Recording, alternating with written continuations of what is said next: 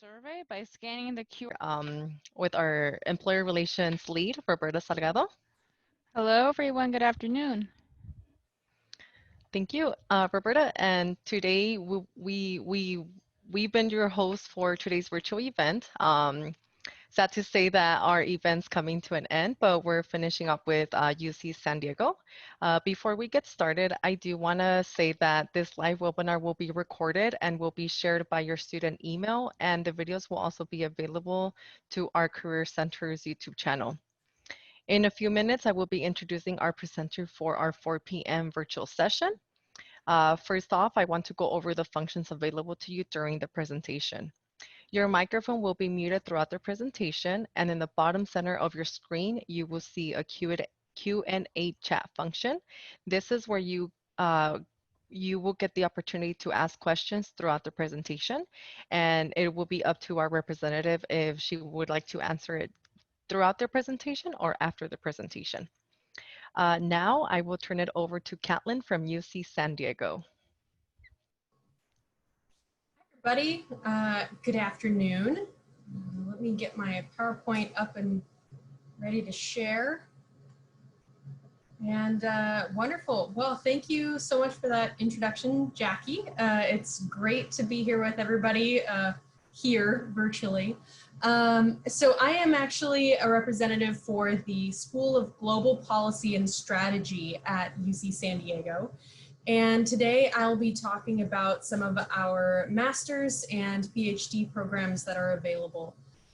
If you're here hoping to hear a little bit broader scope about UC San Diego graduate programs as a whole, I'm sorry to say I don't have that information for you, but if you leave a question in the Q&A about that, I can leave you with a link to find some more info.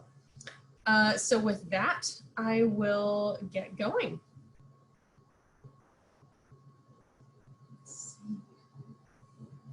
So, as I mentioned, I work with the School of Global Policy and Strategy, and today I'm going to give you an overview of our various degree programs, support services, admissions information, and some financial aid info. And feel free to submit your questions in the webinar chat, and I'll address them in the presentation, most likely, since it's just me and I'm bad at multitasking. Or I will find a link for you and submit an answer in there for you to peruse at your leisure. So GPS offers, well, GPS is what we call the School of Global Policy and Strategy, just so you know going forward. GPS offers a wealth of different programs from 2 years master's through joint PhD with the Political Science Department on campus. And while there are a lot of shared elective courses across our various master's programs, and each has its own focus, all of our programs have embedded in our curriculum advanced methods to design, test, evaluate, and refine solutions for global societies in the 21st century. So we look at policy, research methods, from whatever origins they may come from, and we teach best practices. So while our programs center around international affairs and public policy, we invest in building research and public service partnerships with scholars in the social sciences, technology, and medicine. It's a pretty far-reaching and interdisciplinary series of programs that we have. So the Masters of International Affairs is a 2-year full-time on-campus, though not necessarily currently, degree program. Students take a total of 98 quarter units, and it's made up of 8 core courses and hard skill courses totaling about 32 units, plus a capstone. And in this program, students choose a regional specialization from among Latin America, Southeast Asia, China, Japan, or Korea. So we have a focus on the Pacific region. And in that regional specialization, you take language courses. If you're already fluent in a language or have some study under your belt, there is an option to test out of that. And then you also select a career track offering. And this ties more closely into what your future career goals are.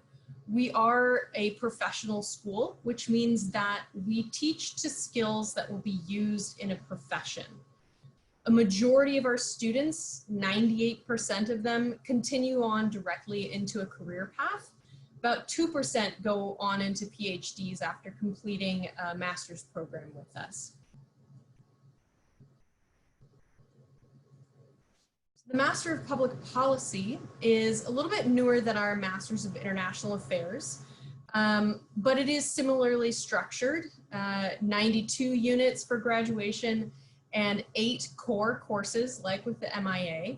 2 of those actually overlap with the Masters of International Affairs. And like with the MIA, you have a concentration that you focus on. However, there is no regional specialization, no language courses associated with it.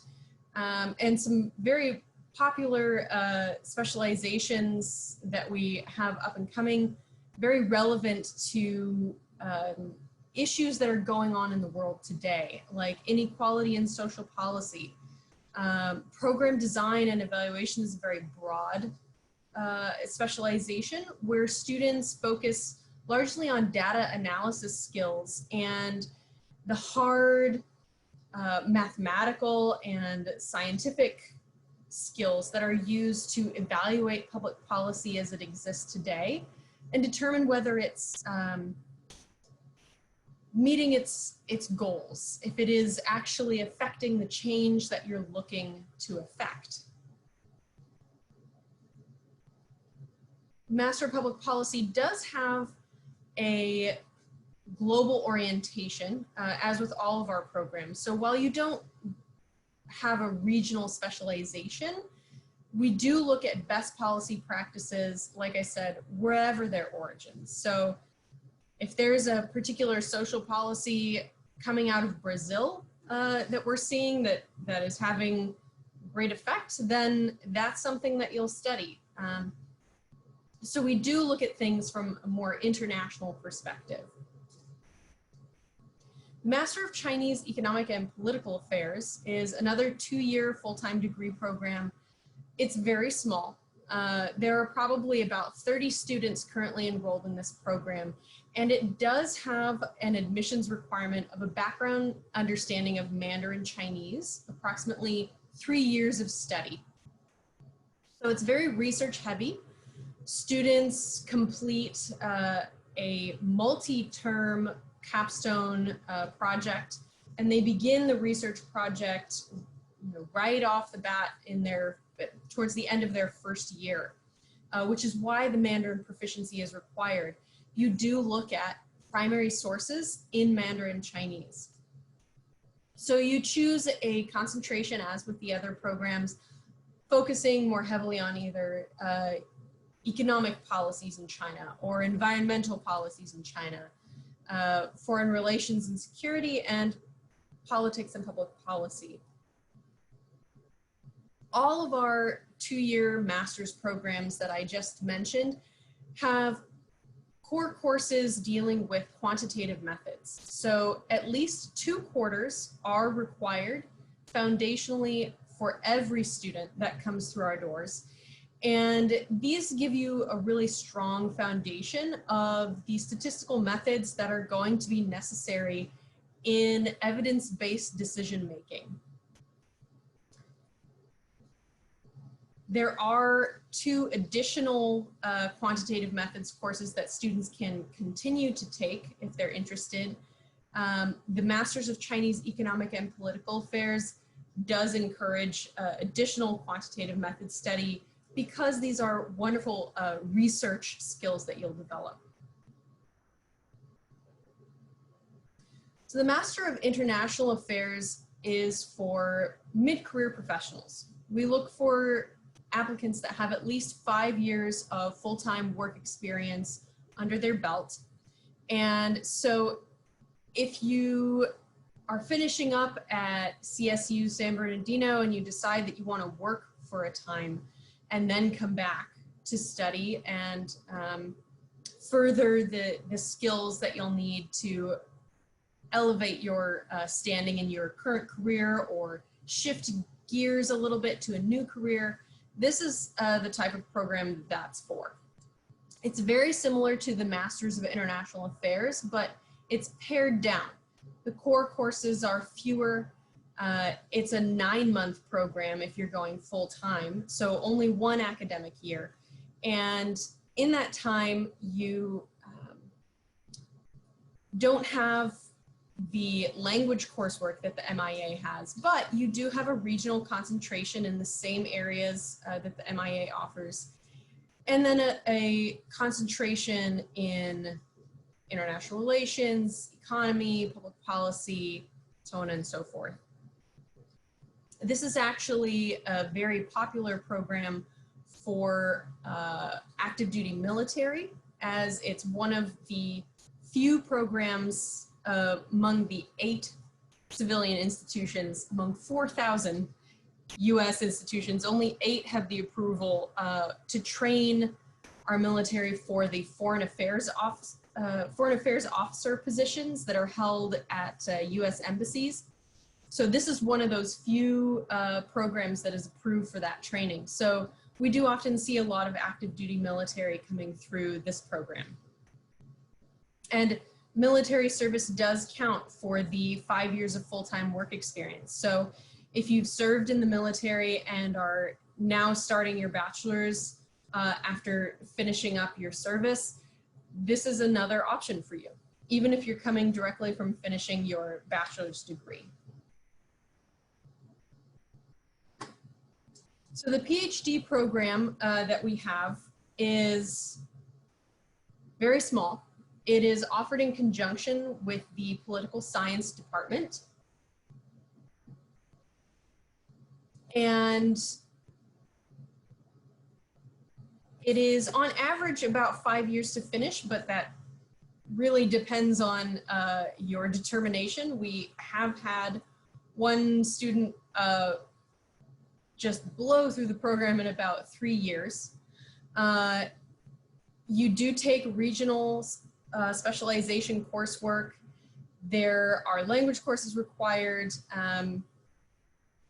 And it follows the general format of your typical PhD program. So your first 2 years, you're taking a series of classes, and then you begin this series of examinations that lead towards your thesis and independent research. So the beauty of this program is that while only maybe 2 or 3 students are admitted each year, those students do have financial support available to them in the form of a fellowship. At least one of those students will have full funding for their time with us. Generally, we look to see that you have some background in higher level mathematics or mathematical skills used for research.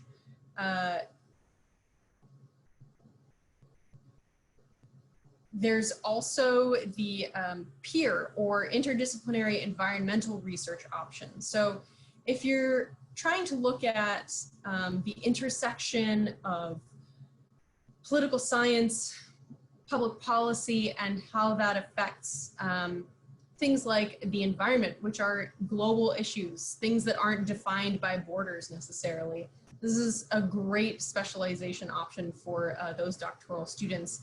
And they work in collaboration with the Scripps Institute of Oceanography at UCSD. So I see there are a couple of questions. I'll pause for just a second. Actually, one of them we're going to get to right now. Being part of this program, are there opportunities to travel to Asia?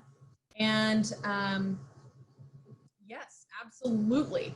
With our focus on the Pacific, we have a lot of partnerships with different institutions all over the globe, but primarily in the regions that we focus on, which is East Asia, Southeast Asia, and Latin America.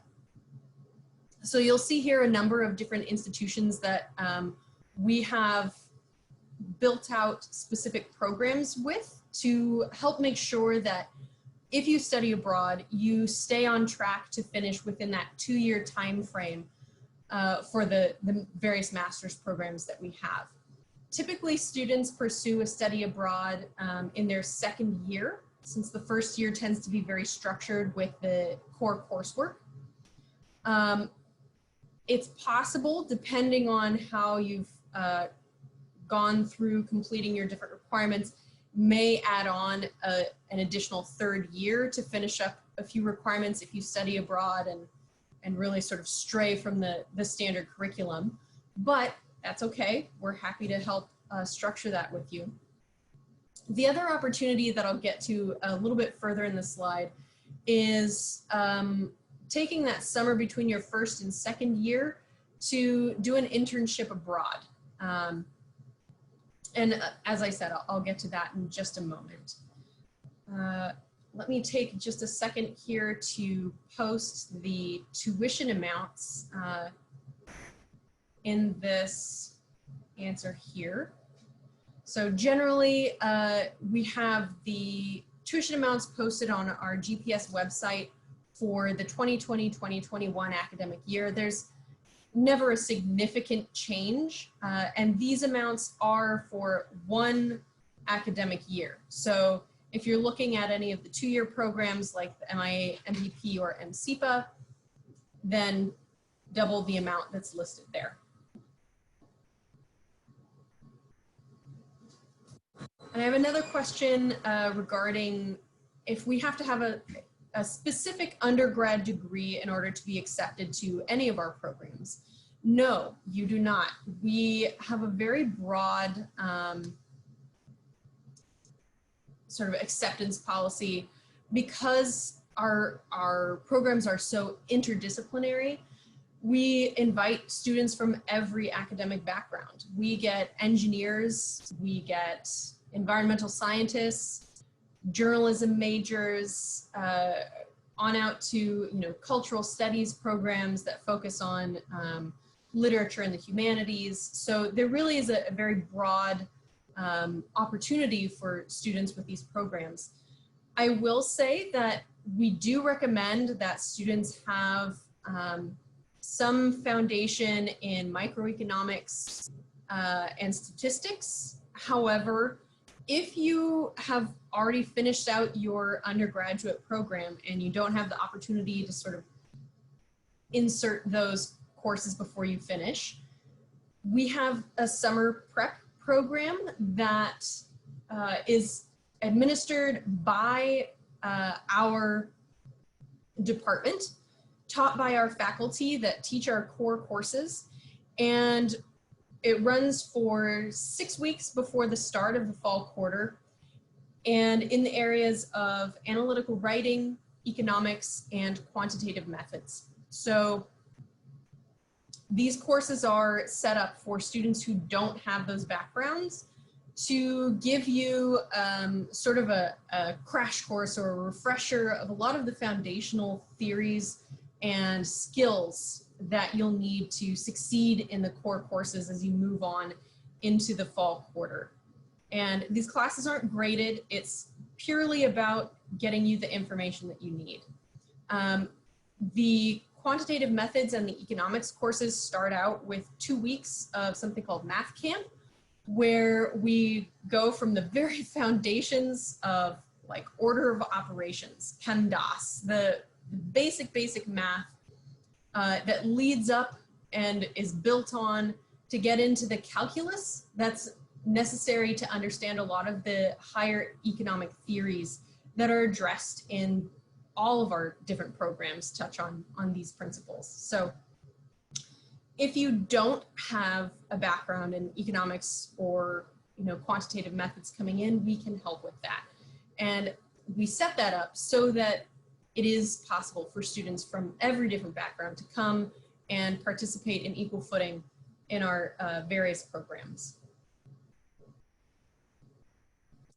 So research at GPS is not mandatory with our various master's programs.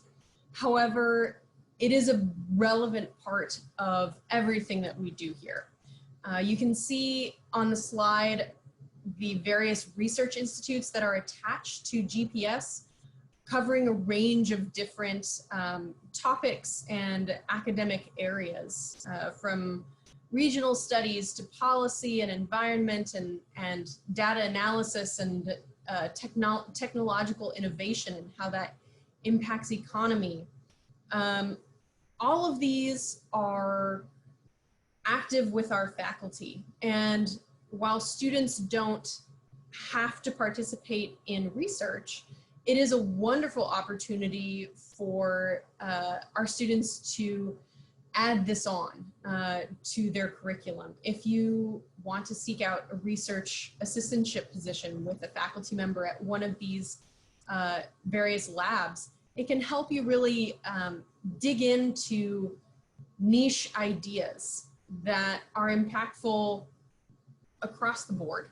So research is a heavy focus for GPS, and it informs a lot of what we teach in our professional programs. So at the end of the day, we're all about getting you the hard skills that'll be helpful and applicable in the careers that you continue on to.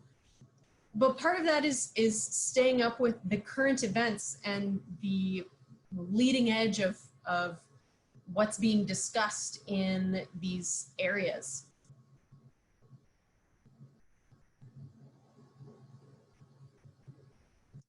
We do have an active student body, a number of clubs. The ones that are listed here are specific to GPS students.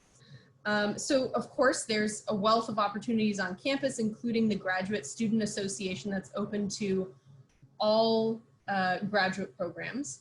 These are a little bit more oriented towards the topics and regional foci that we pursue at GPS. So one of my particular favorites is the Asameshikai, which is the Japanese, it translates into breakfast club, which is a lot of fun.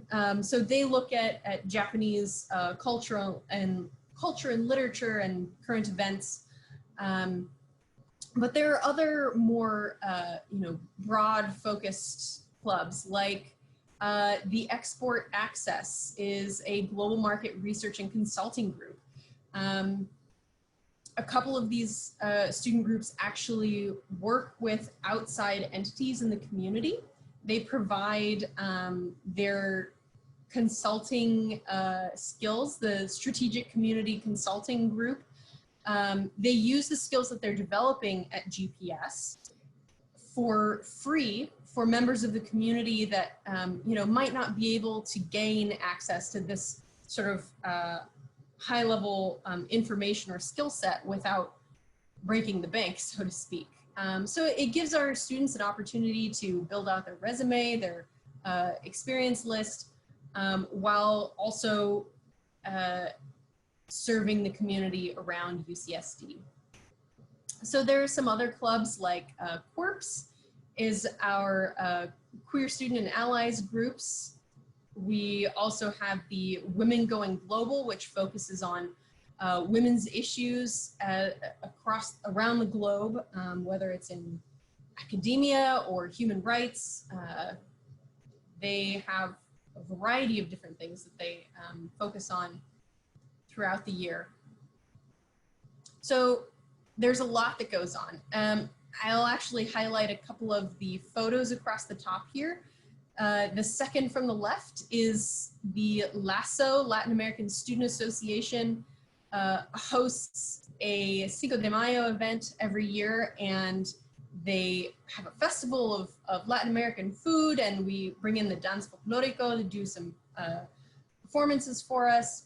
We also have a giant Lunar New Year's celebration, which is what that first on the left photo is from, where our China Focus, Southeast Asia Link, and Asameshikai, Manam, they all come together and we have an array of Southeast Asian and East Asian food and celebration practices that go on around the world. So we really try to bring in the international aspects and live what we teach. So one of the earlier questions was asking about opportunities to go abroad. This is one of those opportunities, which is internships. So for our 2-year programs, so predominantly the Master of International Affairs, Master of Public Policy, Master of Chinese Economic and Political Affairs, these programs encourage, but don't require, students to pursue internships in the summer between their first and second year. So our Career Services Office provides students with ongoing guidance, expertise, and resources to successfully manage the cultivation of the career skills that you'll need to be successful once you move on from GPS. So the process that is highly personalized, our career services have a wonderful open door policy where you can come in and get some advice or just have a question answered or more in-depth advising sessions scheduled. So this process begins before school even starts with the career development program, and it continues throughout the 2 years that you're with us in the form of a wealth of different opportunities like alumni career talks and panels.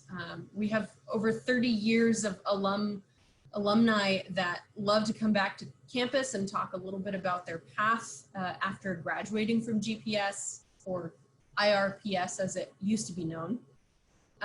We also have an alumni mentor program for alumni that can't get to campus.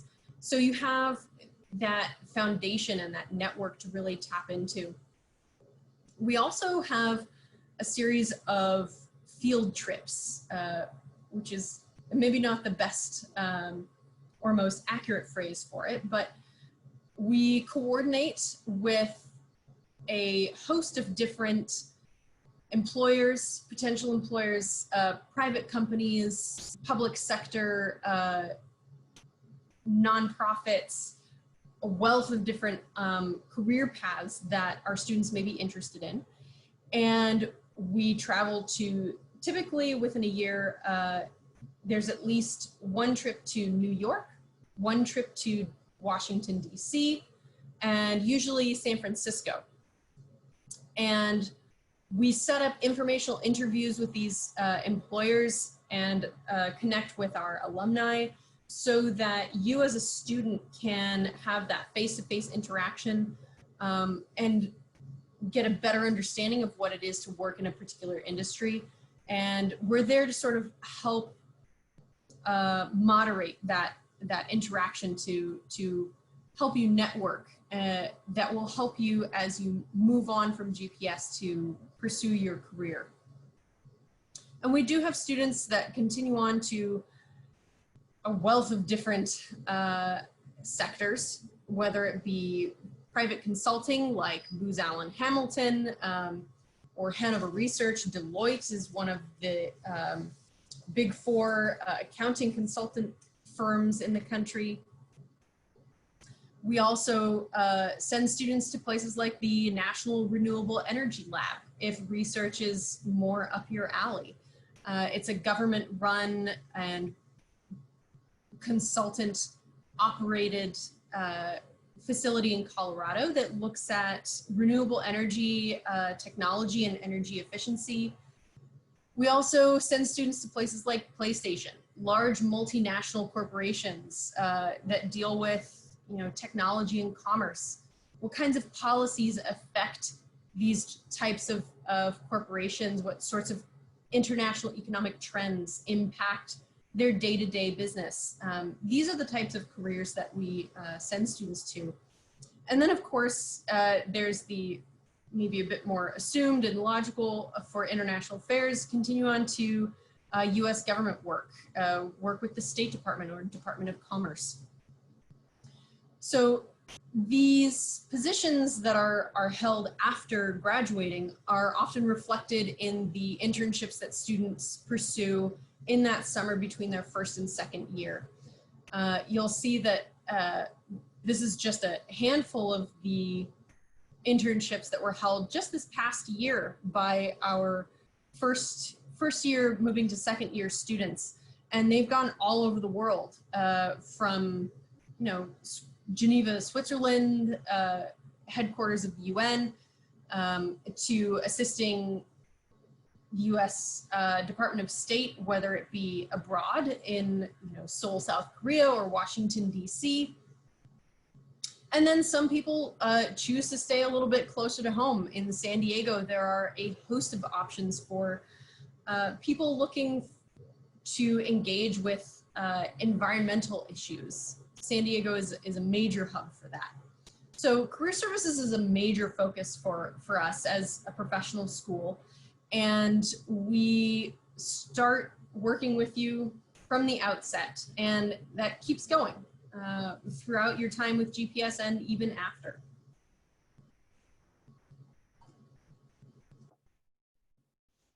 So if any of this sounds of interest to you, applying to GPS is the next step. Obviously, COVID-19 has impacted this application process for many, many people. Part of that for GPS is that the GRE and GMAT are no longer requirements, at least for this admissions cycle for 2021. This is not a requirement.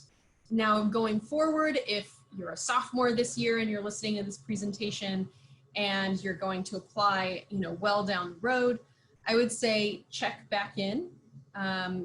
The requirement may have been put back in place, but it may also have just been waived permanently. So there's a little bit of unknown with that. For the 2021 fall start application process, it is not a requirement though. So what we're looking for is an online application, a resume, or a curriculum vitae. And I can say a strong applicant usually has an internship or two on their resume. And they don't have to be long. They can be, you know, maybe a month over the summer. But having that extracurricular activity on your resume really is helpful, and it helps your application stand out for us. We do look for 3 letters of recommendation. This is a mandatory component. They can be either academic or professional references. It's nice to see a mix of the two, I would say, but it depends on what your availabilities are. So if you're applying to us directly out of undergrad, maybe you only have academic references, and that's okay. When you're choosing who you request a recommendation from, think about the people that you've engaged with on a deeper level. I often see recommendations from people that have maybe worked on a political campaign in their local area, and they didn't seem to actually engage with the person that's writing them the letter of recommendation that much, maybe secondhand knowledge. The title of the person writing the letter of recommendation isn't as important as the information that they can give us about you and your capabilities in a professional or an academic setting. So go for the person that knows you best. We do ask for transcripts from all academic institutions. So if you were a transfer student to CSUSB, then send us those transcripts as well from your community college. If you've gone to multiple different institutions, send us each of those. We ask for a statement of purpose, and it's very generic, doesn't have to be particularly long, maybe a page or 2 typed. And just generally, why GPS? Why this particular program? What has motivated you to pursue this course of education and maybe career course? Just tell us why you're interested. For our international students, if you have not been studying in the US for longer than 1 academic year, or an international setting where English is the primary language, we do ask for a TOEFL or IELTS, and we can share those minimum scores. It's 85, I believe. However, we select around a 90 for the TOEFL, and the IELTS is 7 to 7.5. We have a series of deadlines, and these are rather important. While we accept applications on a rolling basis, generally through the summertime, we actually are just finishing up now some of the last admits for the fall 2020 start. If you want to be considered for merit-based aid, which I will talk about in a couple of minutes here, you must submit your application by January 15th. You're welcome to apply before that date. December 4 is sort of our first sort of soft benchmark submission timeline. If you submit by that time, you will have a decision on your admission, generally by the end of January. But as long as you submit before January 15, there is merit-based aid available. I'll skip ahead to this slide and then I'll go back. So January 15, just stick it in your head. That is an important date. About 30% of our MIA and MPP incoming students receive some amount of merit-based aid from our department. And it's not an insignificant amount. The smallest amount, I would say, tends to cover at least tuition and fees for 1 academic year. The non-resident tuition fellowship can cover the out-of-state portion of tuition for qualified applicants. So there are some academic minimums that we look for that will need to be a little bit restructured for the fall 2021 application cycle, because previously it included the GRE. If this sounds like something that will apply to you, check back on our website. Over the coming months, we'll have some more information released as those decisions are made. But the merit-based aid, we look for at least 3.5 GPA generally, but there are a number of other fellowships at UC San Diego and external that GPS selects for, where we're looking for other qualifying factors. For instance, the Robertson Fellowship is a fellowship that gives you full tuition and fees for both years, plus a living stipend. And it's for students who are looking to work for the federal government after they graduate. There is a work requirement. So if you are offered this fellowship and accept it, then you're signing on to work for the federal government for, I believe it's at least 3 to 5 years after you graduate. But it's fully funded. So that's a wonderful opportunity.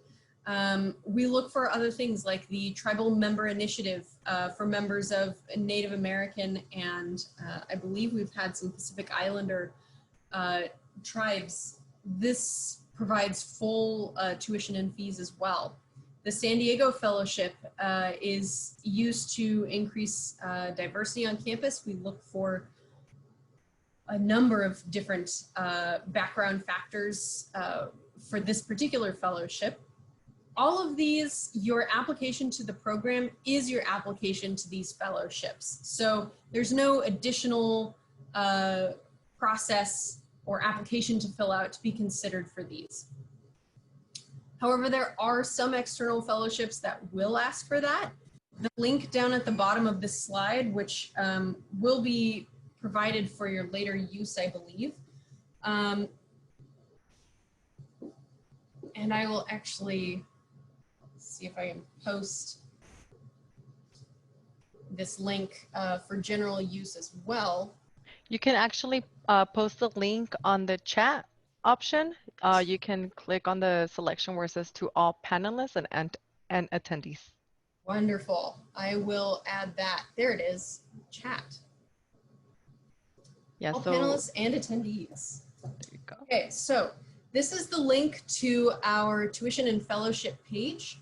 And it does include some external fellowship databases that we've had students, find success with in the past. So feel free to use this as a resource no matter where you go. These databases tend to focus on students interested in public policy or international affairs programs, so they do have that focus in them. But there is some success to be found there. If you're unable to find a fellowship or a scholarship to help pay for your time with us, there are opportunities on campus like teaching and research assistantships, readers and tutors. These are all fall under the umbrella of academic student employee. And the compensation is an hourly rate. Your graduate student health fee is waived. And then depending on the number of hours that you work for that appointment, they will prorate your tuition. So they'll waive certain portions of it. And this is a wonderful opportunity. Typically, we encourage students not to pursue these until their second quarter with us, just so that they have a bit more familiarity with the rigor of the program before taking on this responsibility. But we do help you tap into the opportunities like these on campus. These you apply for and interview for as you might any other job. So you will need a resume and an interview for these though. Let me go back up for just a second and I'll talk a little bit about sort of our general student profile. Average age for our students is around 24. We tend to see students work for a couple of years before pursuing our programs.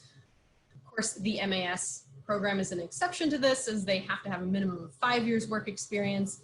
That average age is a little bit higher.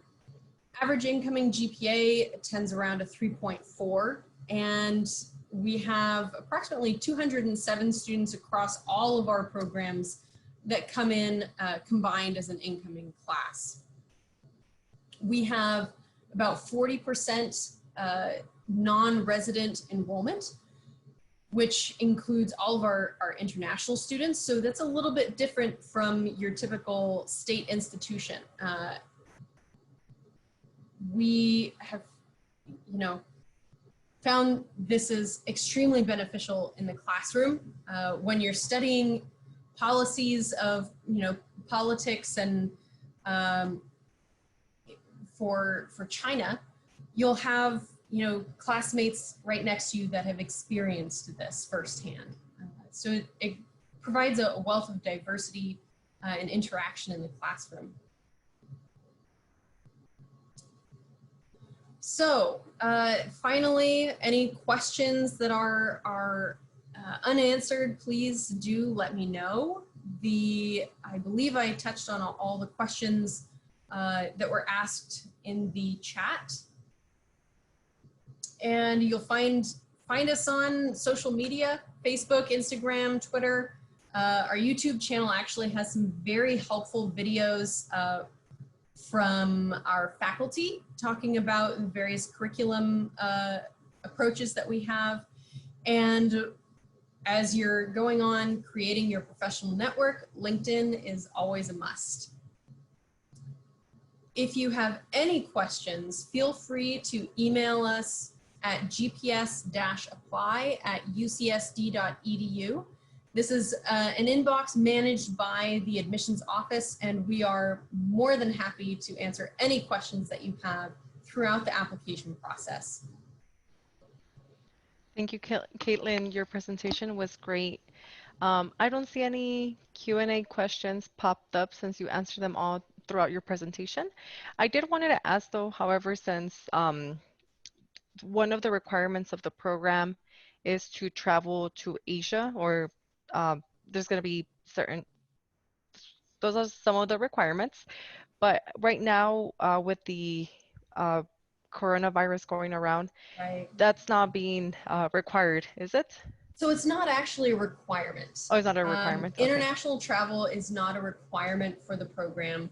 We actually see a lot of students who their ultimate goal is to work in Washington, D.C. on domestic policy that come to us. And so by that nature, it's not a requirement for our students.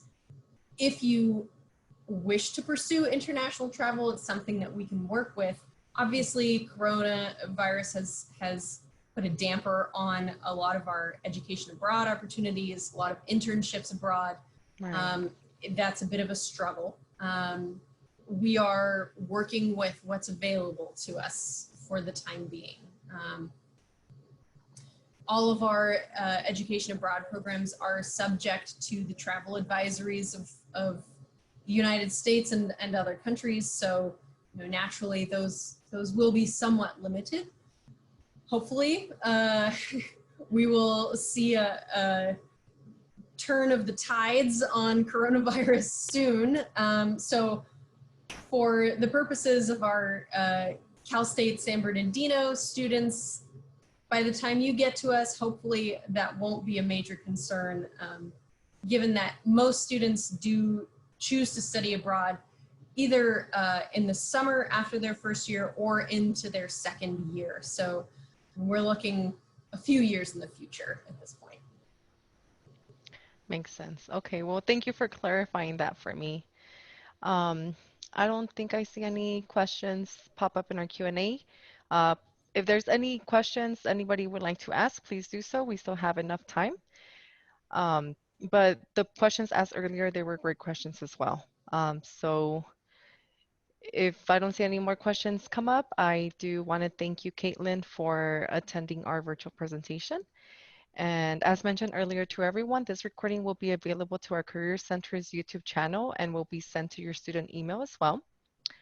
Let me Yes, just interrupt you for a second. It looks like we have one other that just popped up for veterans programs. perfect.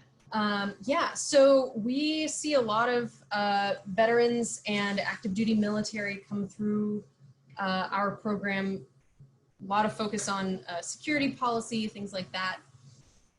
UC San Diego has general veterans support programs. So for use of your GI Bill, if you still, have some of that available, that is an option. That's a possibility to use that towards your master's with us. You're in good company, certainly with our, thank you, Roberta. With our current students, we do see, as I said, a lot of active or former military coming through. Probably part of that is the fact that we're in San Diego, surrounded by so many different branches of the military. So in terms of support services, I say our experience is probably one of the best things that we have. Just the fact that we've, worked with so many different branches. I will say, there are things like seat deposit waiver and an application fee waiver for veterans as you go to apply. Fee waivers are available for also students if they've participated in PPIA, as well as some financial, if you're financially struggling, you can select on the application to be considered for a fee waiver. And that's just a process that we can work with. But for veterans, active and veterans, fee waivers are available. And that's significant. The application fee is around $120 for domestic students.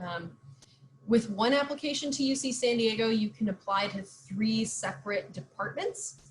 As you apply to GPS, you will have to pick between one program. So if you're a little undecided, just talk to us. But if you're going to apply to multiple programs, they have to be in separate departments.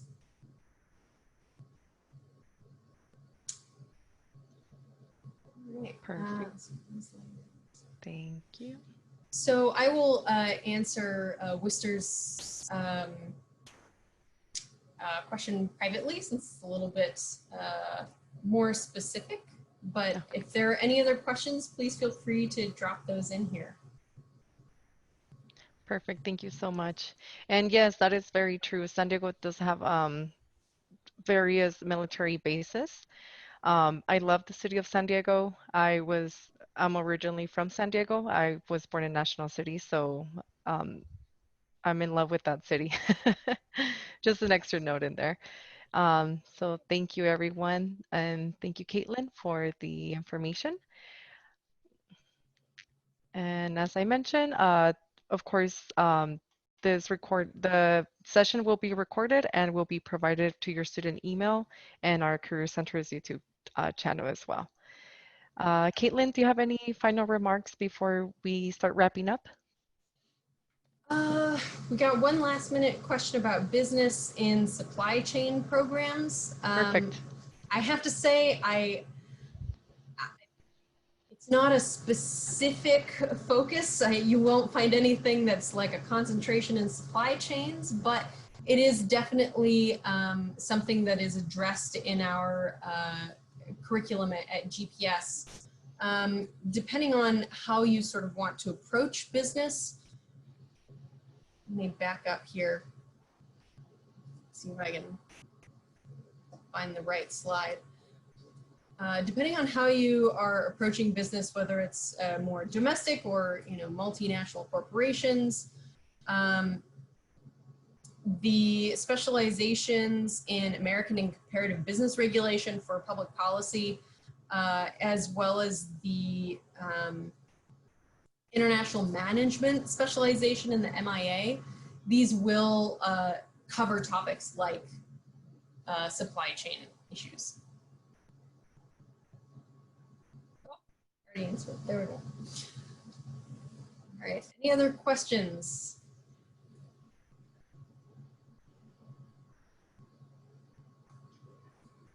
They're not ready for San Diego to leave yet.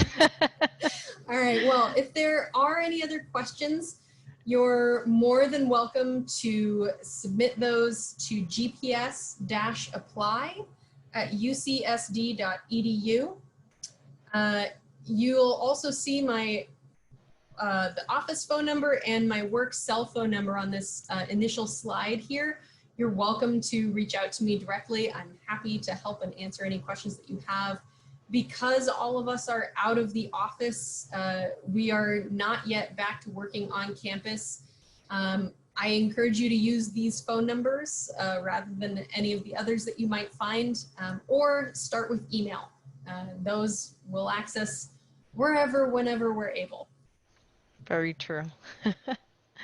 Thank you again, Caitlin, for joining us today. To all of our participants, before you leave the session, I would like to invite you to complete our survey by scanning a QR code that will be shown to your friend screen shortly. Your feedback will be greatly appreciated, and by completing the survey, you'll be entered to a drawing to win exclusive Career Center swag items. I believe the survey will also be provided on the chat box icon as well. And again, thank you everyone who participated in our virtual graduate school expo. Thank And you. thank you, Caitlin. Thank you. And I do want to wish everybody good luck in your grad school applications, and to please remember to use the Career Center as one of your resources to assist you in preparing for graduate school or your future careers. Our Career Center's counselors will be happy to meet with you, and you can always schedule an appointment with one of our counselors by your Handshake account, or you can always join our virtual drop-in hours. Good job. Thank you, everyone, and be safe. I will leave our information, our resources there for our department. You can take a picture or just feel free to contact as well. And I also want to say thank you, everyone, for joining us today. And I also want to thank Jackie Aguayo for being a great co-host. You were amazing. And it was a pleasure to also be a co-host in this event. And of course, I agree with Jackie. If you have any questions, please contact the Career Center. We'll be happy to help. We are available online and through virtual means. So thank you.